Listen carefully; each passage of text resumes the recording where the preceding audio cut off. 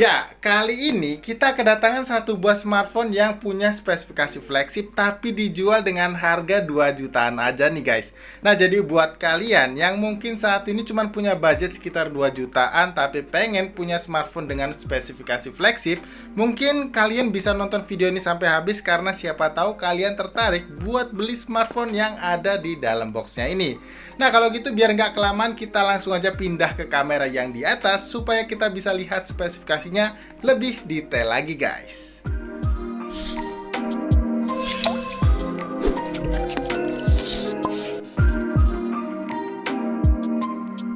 Oke, jadi guys ini dia tampilan dari paketnya ya. Dan sedikit informasi aja, kalau smartphone ini tuh pastinya saya beli lewat Tokopedia. Dan buat kalian yang penasaran sama nama tokonya, ini ya ada nama tokonya yaitu Golden City Sale.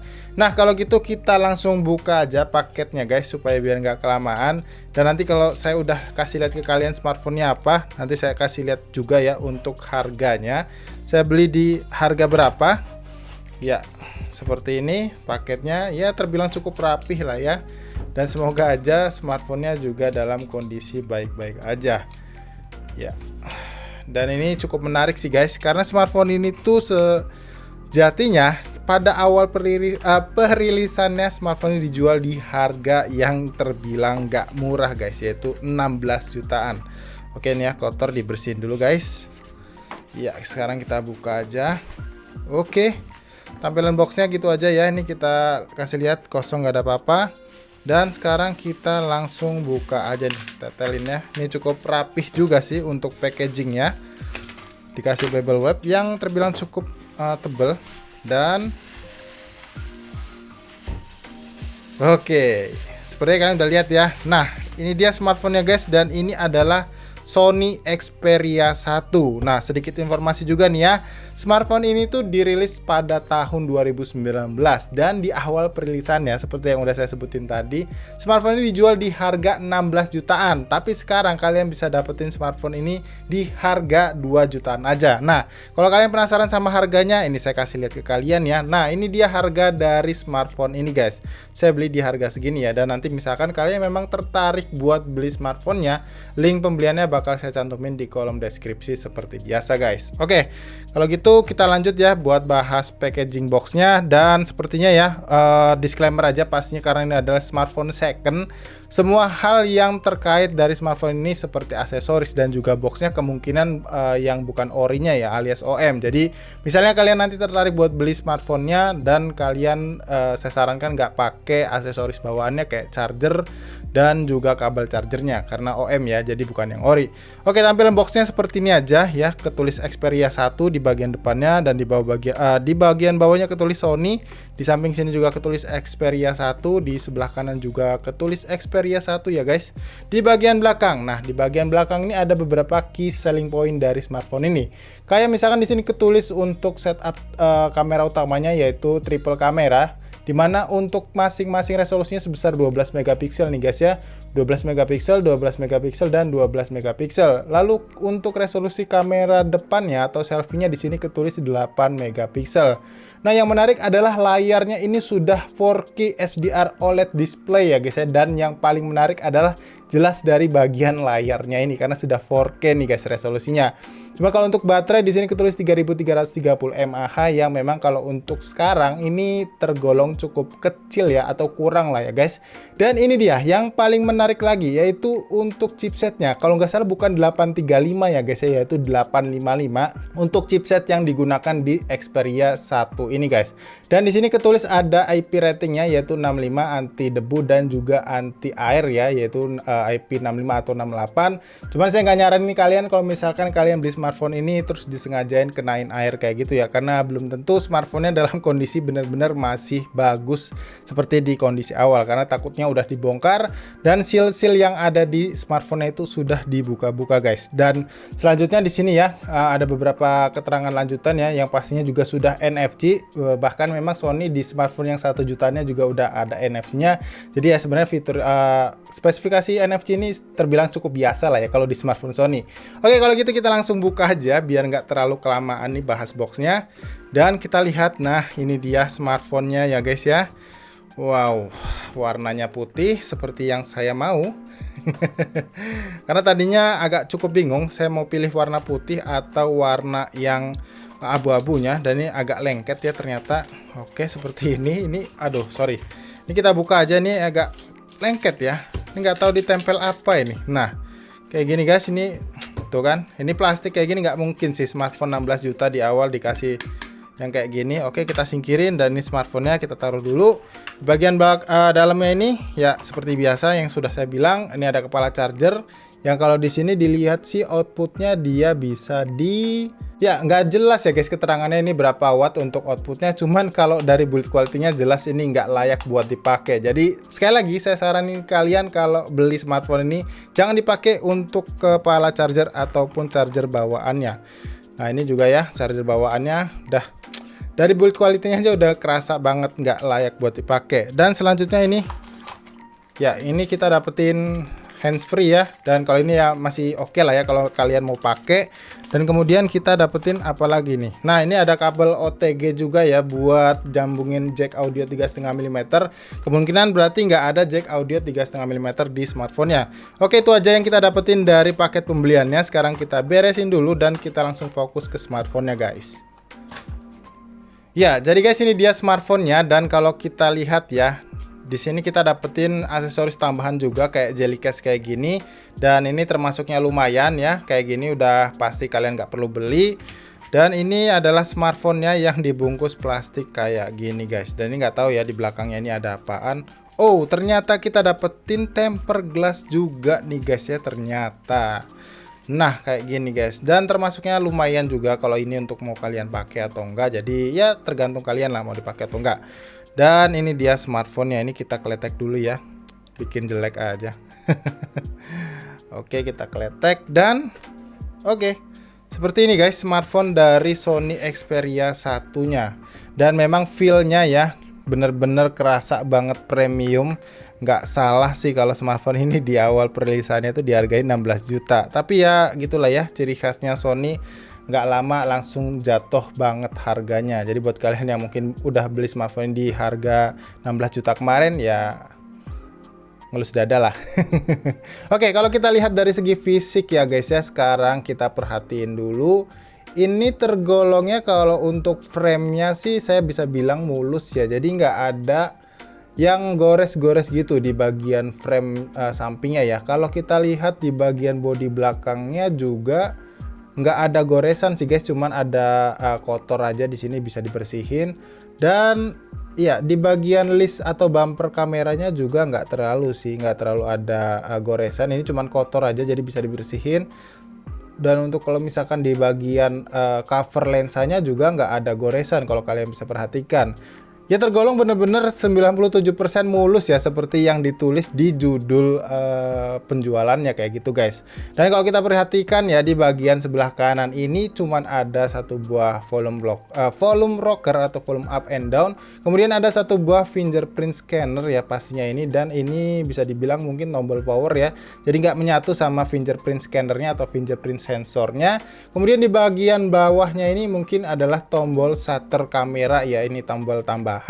Dan kalau kita lihat di bagian bawah ini ada grill speaker yang cukup unik ya, kayak gini dibentuknya, dan ada satu buah port USB Type C, kemudian ada satu buah mikrofon di sini, dan ini ada segelnya. Dan ya untuk informasi aja, kalau misalnya kalian beli smartphone ini jangan dikletek ini atau jangan sampai rusak ya, biar bisa klaim garansi juga. Dan di bagian sebelah kiri ini kosong ya guys, nggak ada apa-apa ternyata ya, kalian bisa lihat di sini cuma ada beberapa garis antena doang. Dan di bagian atasnya ini ada satu buah mikrofon lagi, dan juga ada satu buah slot SIM tray sih harusnya ini. Coba, oh iya benar, slot SIM tray yang oke, ini bisa ditarik kayak gini. Dan kalau kita lihat sebentar guys ya, ini untuk slot SIM tray-nya ini hybrid ya, jadi satu nano SIM card dan juga satu slot micro SD. Nah sekarang kita langsung pasangin aja ya untuk kartu SIM-nya. Kita cek, karena ini adalah smartphone yang nggak resmi ya guys, pastinya agak sedikit riskan. Jadi pastiin kalau misalkan kalian beli, cari yang tokonya itu bisa kasih jaminan atau garansi sinyal ya guys ya. Jadi bisa aman lah kalau misalkan kalau mau kalian pakai kayak gitu guys, pakai kartu SIM. Oke, sekarang kita nyalain aja smartphone-nya. Kita sambil cek ya, apakah nanti terdaftar atau enggak untuk sinyalnya.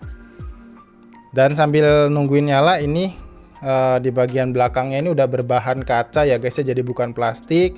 Framenya juga sudah aluminium, dan yang paling penting adalah sudah dilindungi Corning Gorilla Glass 6 di bagian depan dan juga back covernya ini. Dan ya, ini bahasanya bahasa Jepang. Dan oke, ini adalah AU version ya mungkin guys, jadi bukan yang Docomo saya belinya juga, jadi bukan yang kayak smartphone yang sebelumnya, yang di Sony yang sebelumnya gitu guys ya. Dan ya, kita lihat. Nah, di sini untuk sinyalnya atau jaringannya udah terdaftar ya, artinya guys, kalau kalian bisa perhatikan di sini ada dapat sinyalnya 4G. Kalian bisa lihat ya di bagian atas ini. Dan semoga aja nanti ke depan nggak ada masalah sih guys ya. Oke, kalau gitu saya coba install beberapa aplikasi dulu dan nanti kita balik lagi ke video selanjutnya. Oke, jadi guys, ini dia tampilan dari smartphone Sony Xperia One atau Sony Xperia satunya ya. Dan kalau kalian lihat ya, di sini tadi saya menemukan beberapa aplikasi berbahasa Jepang. Tapi kalian nggak perlu khawatir karena tadi saya udah cek semua aplikasinya ini bisa kalian uninstall kalau kalian beli smartphone ini tentunya ya. Dan untuk tampilan UI-nya ini dari tadi juga saya nyari, ini kayaknya ini pakai tampilan user interface-nya pure Android 11. Dan memang untuk update paling terakhirnya tadi juga langsung mendapatkan update ya. Ini hanya mentok di Android 11-nya ya guys ya. Dan ya udah lumayan lah ya kehitungnya, karena yang paling baru juga masih 12 dan itu pun aksesnya masih terbatas. Dan selanjutnya ya, ini karena maksud saya ini karena adalah smartphone second. Seperti biasa di sini untuk ritual ngetes smartphone second itu adalah bagian layarnya dengan cara tap and hold aja icon aplikasi apapun dan kalian geser-geser kayak gini guys. Kalau misalkan ini ada di satu titik dan terlepas ikonnya, berarti ada masalah di bagian itu. Tapi dari tadi saya tes, ini nggak ada masalah dan aman-aman aja ya guys ya. Nah, selanjutnya tadi saya udah coba buat setel ya, setel video dan ngetes suaranya. Ternyata smartphone ini tuh udah dual speaker ya. Kalau kalian lihat tadi kan speakernya ada satu di bagian bawah ini. Ternyata dual speakernya itu satu di bagian bawah ini, satunya melalui earpiece-nya ini. Dan sebenarnya tadi saya juga udah ngetes, kualitasnya itu udah cukup baik. Tapi kalau kalian penasaran, di sini saya punya satu video yang bisa kalian perhatikan juga buat kualitas layarnya ya, sekaligus aja kayak gitu guys buat pengetesannya. Nah, ini mungkin gak lama-lama karena khawatir copyright claim kayak gitu guys ya. Kalian bisa perhatikan baik-baik kualitas audio dan layarnya ini guys.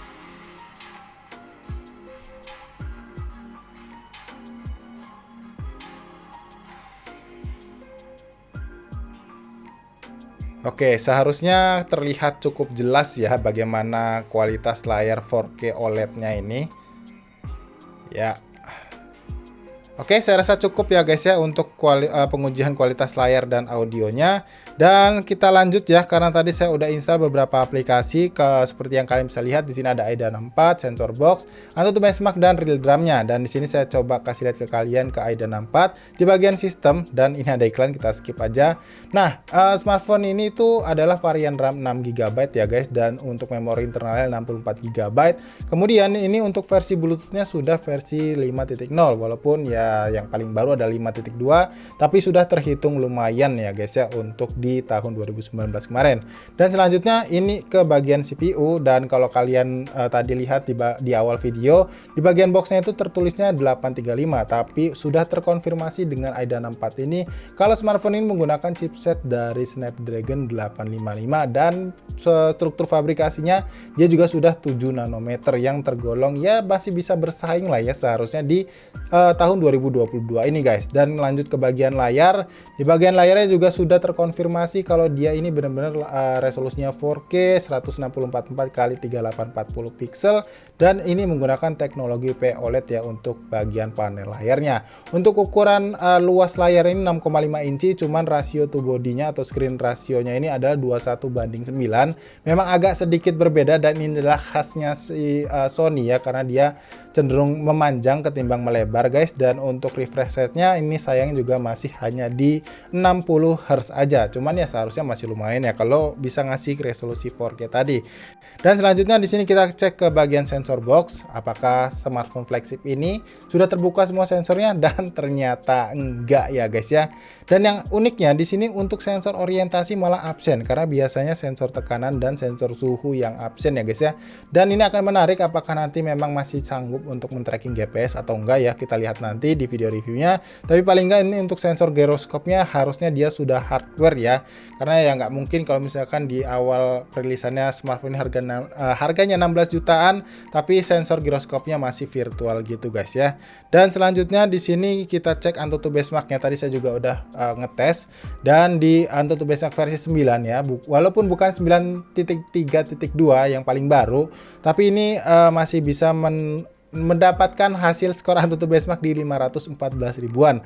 Karena tadi saya coba install yang versi paling baru yang 9.3.2 itu nggak bisa ya guys waktu untuk download 3D bench-nya untuk pengujiannya, jadi nggak bisa dilakukan pengujian Antutu benchmarknya. Oke, sekarang kita lanjut untuk ngetes sensitivitas layarnya ya menggunakan aplikasi Realgram tentunya. Dan oke, tadi tuh sebenarnya saya udah coba ya guys ya, dan ini tuh rasanya juga smooth dan no delay. Nah, kalian biar nggak penasaran, ini bakal saya kasih liatin ke kalian. Oke, jadi kalian dengar ya guys, apakah ini termasuk ada delay atau enggak? Tapi menurut saya ini udah no delay banget sih sebenarnya ya, kalian bisa dengerin sendiri. Nah, kalian dengar ya, untuk ketukan jari saya ke layar dan juga suara audio kick drumnya ini benar-benar kedengeran sama ya guys ya, jadi nggak ada delay dan nggak ada masalah seharusnya. Ini saya kencengin lagi, kita coba mainin.